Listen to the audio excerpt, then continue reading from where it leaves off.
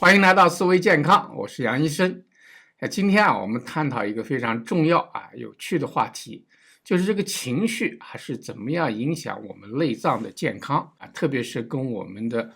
胃肠道的关系。从这个中医的角度来看，情绪它不光是一个心理现象它跟我们的内脏健康关系非常密切。现代医学呢也发现，压力焦虑情绪波动都会通过神经、内分泌和免疫系统影响到我们身体的健康状况。健康是我们最大的财富，让我们一起管好它。在接下来的时间内呢，我们将一起探讨几个非常重要的话题。第一呢，中医它是怎么样理解我们内脏系统的？第二呢，情绪它是通过哪些机制来影响我们内脏的健康？最后呢，我要给大家一些非常实用的建议帮助你调节情绪，改善内脏的健康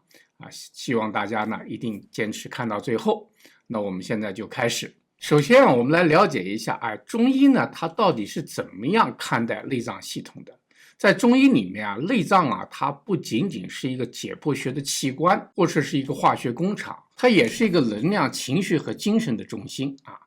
首先呢，中医认为它每一个内脏它都是通过经络连接到身体的不同部位，管理的我们气血精的流动比如说肝脏它是所谓的主疏泄调畅气机，确保情绪的平衡心脏呢它主血脉，藏神直接影响到我们的意识和精神状态。那么另外呢，它有它自己的解剖和生理的功能，比如说肺它是管呼吸的通过通气来管理我们的免疫功能。脾呢负责饮食的消化与吸收转化为气血，为身体呢提供能量。那么从精神与情绪的角度来看的话，每一个内脏系统它还被赋予了独特的精神方面的功能。比如说心它藏神，影响着我们的思维、情绪和对世界的认识。肝呢它是藏魂的它能够驱动我们的创造力和目标感。肺呢它是主魄，是吧？帮助我们面对失去，能够释放悲伤。那么情绪呢它是怎么样影响我们内脏健康的呢？首先我们来看一下神经系统的作用从中医角度来说呢，愤怒它会影响到肝的气机，导致肝气郁结，引起呢头疼胃胀泛酸关节疼痛等等。从现代医学角度来讲，愤怒呢它激活交感神经系统，增加皮质醇的分泌，也会干扰肝脏代谢和身体的其他方面的问题。第二呢，就是对内分泌系统的影响。从中医角度来看长期的焦虑会影响到脾胃功能表现为食欲不振、消化不良。从现代医学角度来看呢，焦虑呢也会刺激肾上腺素和皮质醇的分泌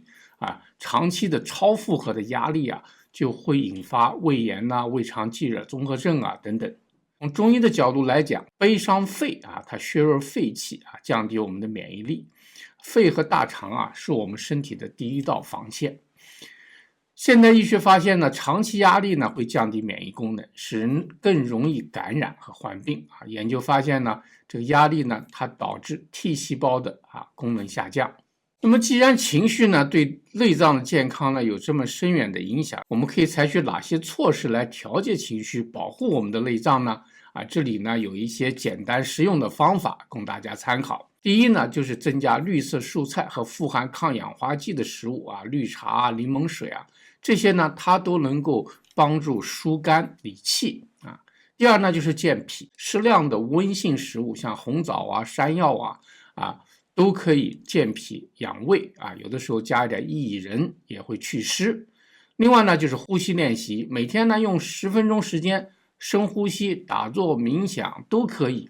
都会改善我们的气血循环。另外呢，就是可以用一些草药和中药呢做成茶，你比如说柴胡、白芍调制的茶呢，可以帮助疏解肝气郁结。玫瑰花和莲子心呢做成的茶呢，能够安神帮助睡眠。可以冥想和管理好自己的情绪。简单的冥想其实很简单，就是专注于此时此刻你在做的事情包括你的呼吸，包括你的环境或者写一下每天一件感恩的事情，保持有个正能量的心态。我们常常关注我们自己没有的东西，忽略我们自己已经拥有的很珍贵的东西。所以呢，经常呢要想一想，值得我们感恩的事情呢也是很重要的。总而言之，心平气和永远是长寿和健康的秘诀